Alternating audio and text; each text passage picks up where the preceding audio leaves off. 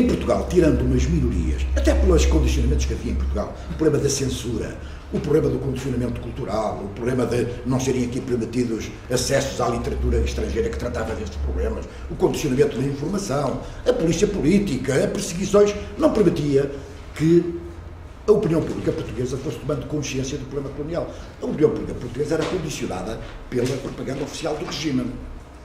Ora, quando começa este processo, desde o princípio do século XIX, no princípio do século XX, que começa fundamentalmente a germinar o processo da descolonização, mesmo nos setores republicanos tradicionais em Portugal, o processo de descolonização nunca foi aceite, porque o ideal republicano em Portugal foi muito feito na base do Império. Lembram-se do ultimato contra o ultimato e a reação contra o ultimato, que é uma reação republicana e até contra a monarquia, pela fragilidade que a monarquia demonstrou face ao ultimato britânico. O ultimato britânico é um fundamento puramente colonial. A intervenção de Portugal na Guerra 14-18, já em regime republicano, é muito fundamentada na necessidade de preservação dos impérios coloniais. O que faz com que muitos dos republicanos tradicionais, mesmo em 1961, quando o Salazar anuncia para Angola o depressa e em força, muitos das figuras da República, dos republicanos tradicionais, de oposição a Salazar, são, digamos, coniventes. E há apenas uma exceção, que é uma exceção que está na clandestinidade e cuja voz é muito pouco audível no conjunto da sociedade portuguesa, que é o Partido Comunista Português, que já em 1957, no seu 5º Congresso, tinha declarado o apoio à descolonização das colónias portuguesas e aos movimentos de libertação nas colónias. Mas era uma voz que não chegava à grande maioria dos povos.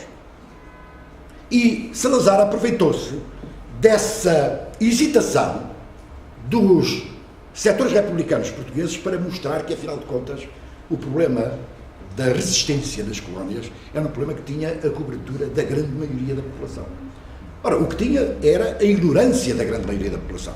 Mas é preciso ter em conta que os próprios republicanos portugueses só mais tarde é que se vieram a perceber do seu equívoco. É que eles estavam ainda agarrados ao ideário da República quando a defesa das colónias portuguesas era contra as ambições de outras potências imperiais e coloniais. O problema do ultimato, o problema da Guerra 14-18, não era ainda o problema da libertação das colónias que se colocava. Era o problema de Portugal fazer valer os seus direitos contra as ambições de outras potências coloniais. Ora, em 1961, depois da Guerra 39-45, como o Almeida Vitor queremos chamar a atenção, o processo já era outro completamente diferente. Já era um processo que tinha a ver com o direito dos povos das colónias a atingirem a sua libertação e a sua independência. E a grande maioria dos republicanos portugueses não conseguiu entender isto. Só conseguiu começar a perceber-se deste problema quando a descolonização entrou nesta fase do patamar armado, isto é, da guerra colonial. E foi com a guerra colonial. E com um outro fenómeno também que teve muita importância e que o Almirante Vitor Quevedo também falou nele, foi a imigração da década de 60, em que grande parte da juventude portuguesa emigrava. Chegaram a ser mais de 1 milhão de imigrantes, quase 2 milhões de imigrados em vários países da Europa, em contacto com uma imprensa livre, em contacto com a rádio livre, em contacto com imigrantes africanos, começaram a perceber-se do logro que geria toda a gestão deste problema em Portugal. E é nesta altura, depois na década de 60, em plena guerra colonial, que os republicanos começam a tomar consciência de que estavam enganados, que dentro das próprias fileiras do regime começam a haver as dissensões, por exemplo, quando aparece a ala liberal, depois do aparecimento do Marcelo Caetano, em que a ala liberal se situa claramente numa posição desafeta ao regime em relação ao problema colonial, em que os estudantes começam a colocar claramente contra o problema colonial e da guerra colonial, porque o problema também lhes começava a bater à porta. Eram as mobilizações das dezenas de milhares de jovens que todos os anos iam para as colónias e que das colónias tomavam a consciência da verdadeira realidade do problema. Começaram a surgir frações dentro da própria Igreja Católica, que teve muita importância.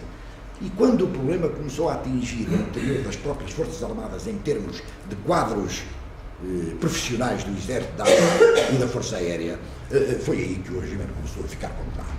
Até que aparece, enfim, a mobilização dos militares que acabou no 25 de Abril, e aparece no livro do General Spínola, quando começam as contestações à ordem instituída a vir dos próprios escalões mais elevados das Forças Armadas. Nessa altura, o regimento estava condenado. Portanto, era só para vos falar, neste aspecto que me parece muito importante, como o problema da guerra colonial e o patamar armado foi extremamente importante para consciencializar a sociedade portuguesa e setores muito significativos da sociedade portuguesa sobre o fenómeno da descolonização, do qual até aí tinham estado praticamente aliados. Ora, fechado o parênteses, suponho que tenha satisfeito. Obrigado por deixar a matéria como... Que tenha satisfeito. Eu gostava de chamar a atenção para aquilo que eu chamo os vícios de perspectiva do colonizador ou do ex-colonizador face ao processo da descolonização e que o levam a confundir a globalidade da descolonização com a fase da transferência do poder, isto é, com esta fase. Porquê? Porque é a única das fases do processo, deste processo complexo, prolongado e faseado, em que o colonizador participa. E como é a única em que participa, há uma certa tendência para considerar que a descolonização é a transferência do poder. E, de uma maneira geral, o que está vulgarizado em Portugal, quando se fala de descolonização, a descolonização é a descolonização, a transferência do poder. E, como eu já vos procurei demonstrar, a descolonização é muito mais do que isso. Então, eu diria que há 3 vícios de perspectiva que condicionam, de facto, o anticolonizador. O primeiro é, porque é uma perspectiva condicionada, isto é, o colonizador, de facto, está limitado na sua capacidade de compreender e de alcançar toda a amplitude do processo de descolonização. Está condicionado por natureza, porque é um processo que o ultrapassa. Há uma segunda perspectiva que é uma perspectiva distorcida, isto é, o colonizador, o antigo colonizador, até pelo seu sentimento de superioridade em relação ao colonizado, tem a tendência para se colocar no centro do processo, como tendo sido protagonista do processo de descolonização. Aquilo que a gente ouve muitas vezes dizer, a descolonização que nós fizemos, a descolonização portuguesa das colónias. Nós, ainda muito recentemente, foi publicado um livro, que é um livro importante, é um marco importante da literatura sobre a descolonização, um livro em 2 volumes, do Dr. António Almeida Santos, sobre a descolonização das colónias portuguesas. Bem, o Almeida Santos não é um homem qualquer, não só pela sua envergadura intelectual, pelo conhecimento que tem do processo, pela sua responsabilidade política, não é um homem qualquer na análise deste processo, é um homem com responsabilidades, com conhecimento e um homem extremamente inteligente e sabedor.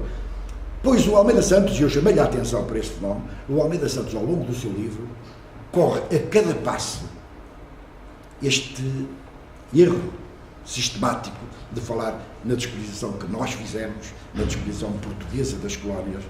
Isto é de tal maneira um erro que leva a que muitas vezes, nos países independentes, antigas colónias, eles às vezes até evitem falar em descolonização. Exatamente para não correrem o risco de, quando falam em descolonização, estarem a cair no vício de interpretação da antiga potência colonial. E eles preferem falar de libertação. Mas, na realidade, o processo de descolonização é um processo que existe, porque o processo de descolonização é o processo de destruição e substituição das estruturas coloniais de todo um sistema e que têm que ser arredadas, alteradas, modificadas. Só que esse processo foi fundamentalmente conduzido pelo protagonista que é o colonizado. O colonizado é que é o protagonista da descolonização. Por último, uma terceira perspectiva é o facto de ser uma perspectiva redutora.